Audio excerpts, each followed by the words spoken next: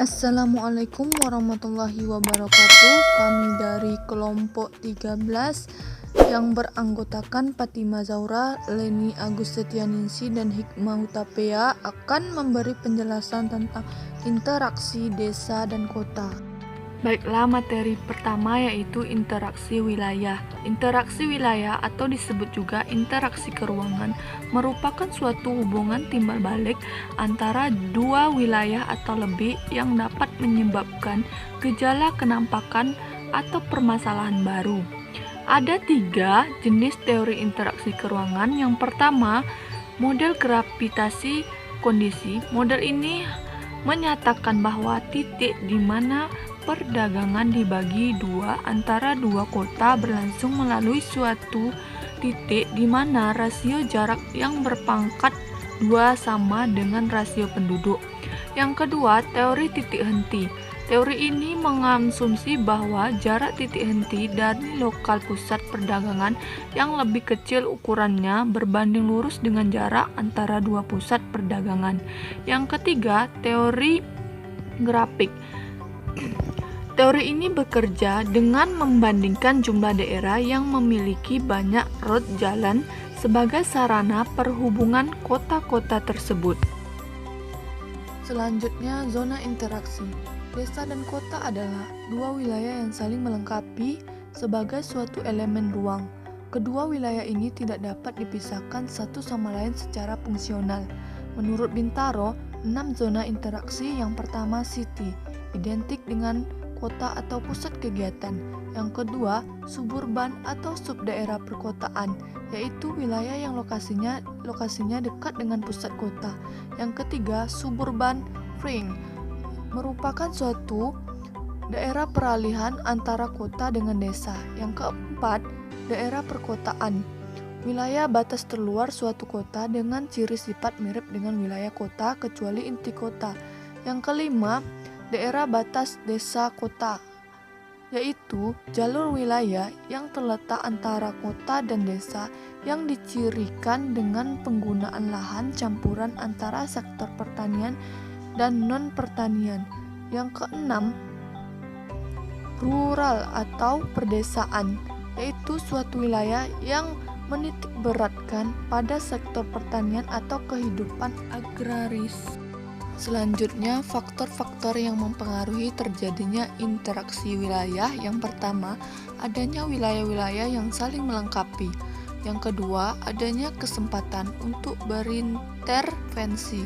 Yang ketiga, adanya kemudahan transfer atau pemindahan dalam ruang.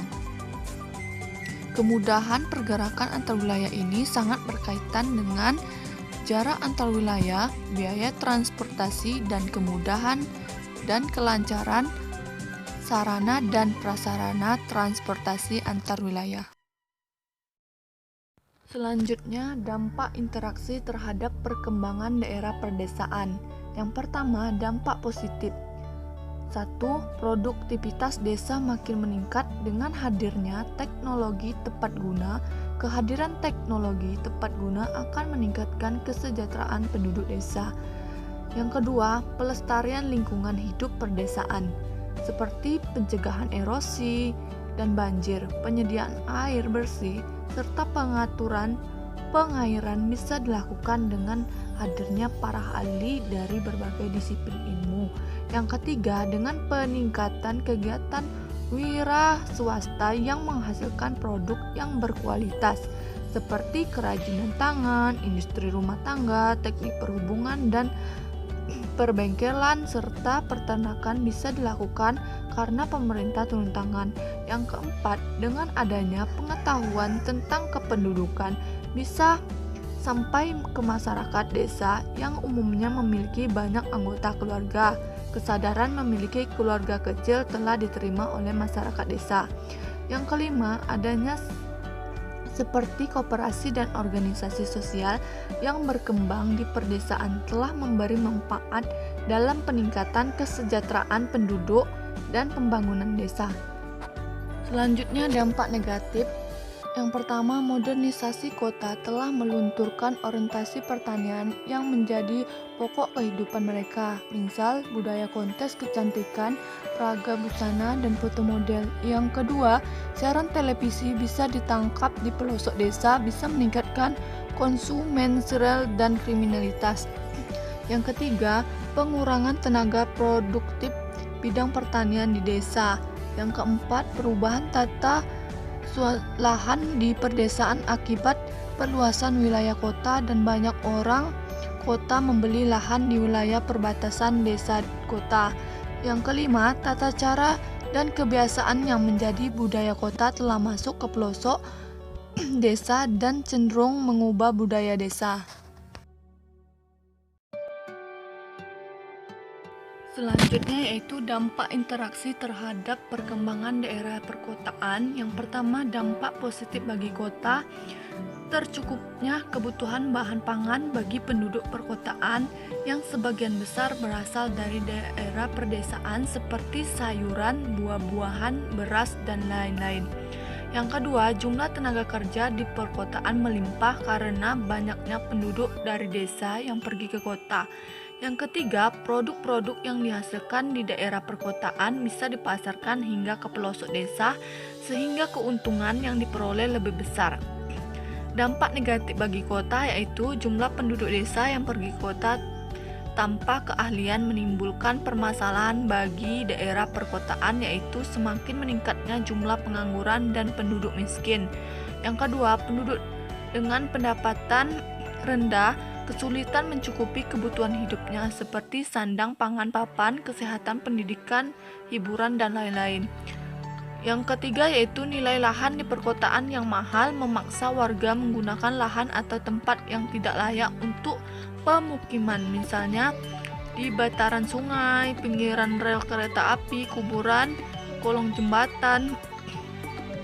Umumnya, pemukiman yang terbentuk ialah pemukiman kumuh. Menurut para geograf, wilayah perkampungan kumuh memiliki 4 ciri khas, yaitu yang pertama, tidak tersedia air bersih untuk diminum. Yang kedua, tidak ada saluran pembuangan air. Yang ketiga, penumpukan sampah dan kotoran serta akses keluar perkampungan yang sulit.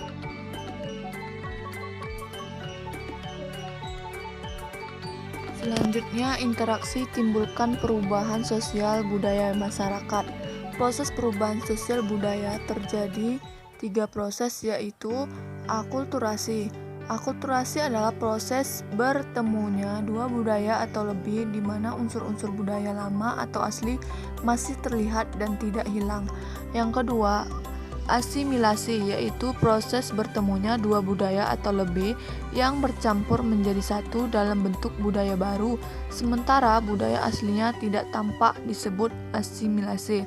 Yang ketiga, difusi, yaitu proses penyebaran atau perembasan suatu unsur budaya dan seorang kepada orang lain atau dari suatu kelompok masyarakat ke kelompok masyarakat lainnya. Baiklah, sekian penjelasan yang dapat kami sampaikan. Jika ada kata yang salah, kami mohon maaf. Assalamualaikum.